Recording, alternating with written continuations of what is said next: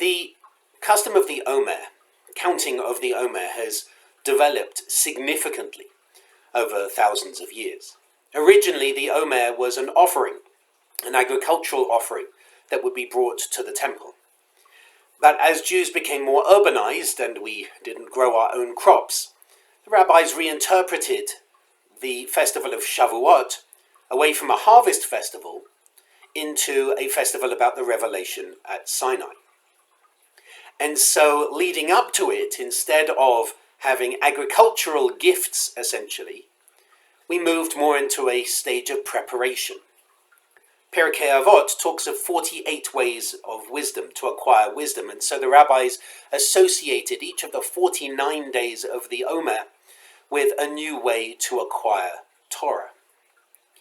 And so we build up from Pesach to Shavuot to prepare ourselves, and our Shavuot sessions are really exciting this year, and we'll share more about them soon.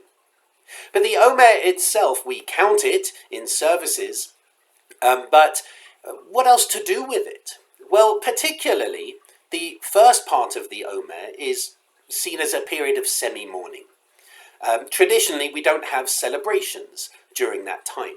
Although the Omer, the observance of the Omer has definitely not been a major thing in Reform Judaism.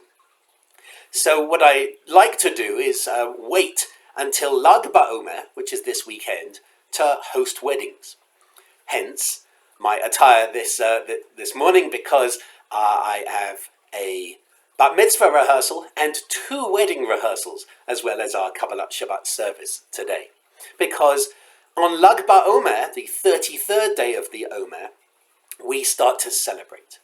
And the period of semi-mourning ends. There is a midrash, a story essentially about this. The idea that Rabbi Akiva had thousands of students who died in a plague. And the plague lifted on Lag BaOmer, and therefore we celebrate.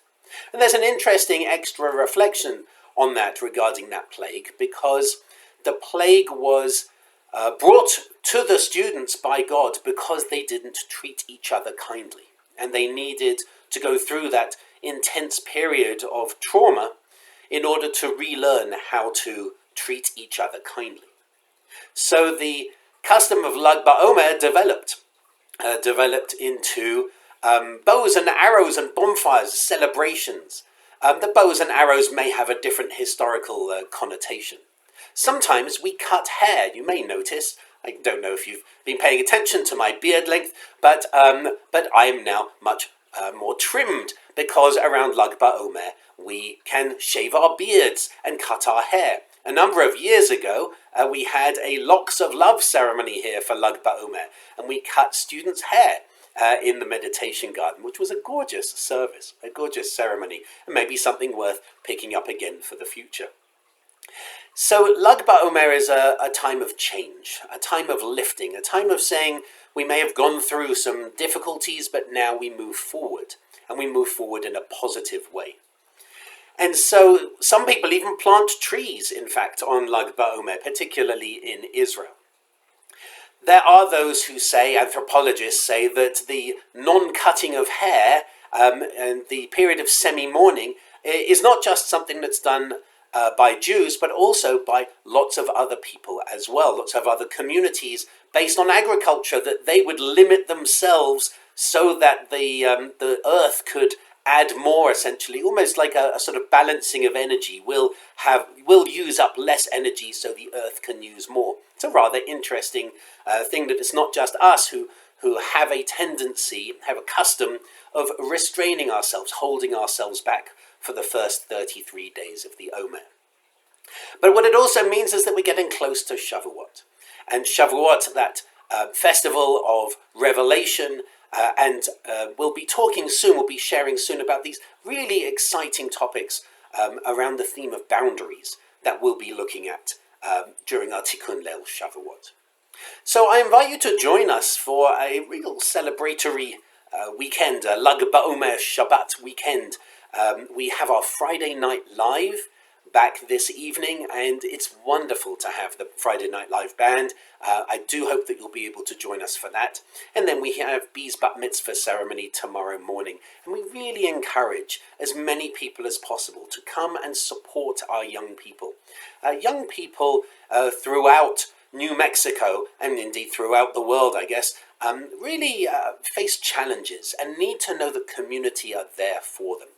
And so we really want to encourage, not just for B, but for every bat mitzvah and bar mitzvah, we really want to encourage more community members to be present, to be able to say, we care about you, and we want to learn from you. B's drush on the Jubilee year is excellent, all about economic justice, and so I hope that you'll be able to join us for that, as well as Torah study in first thing in the morning, which is on Zoom only.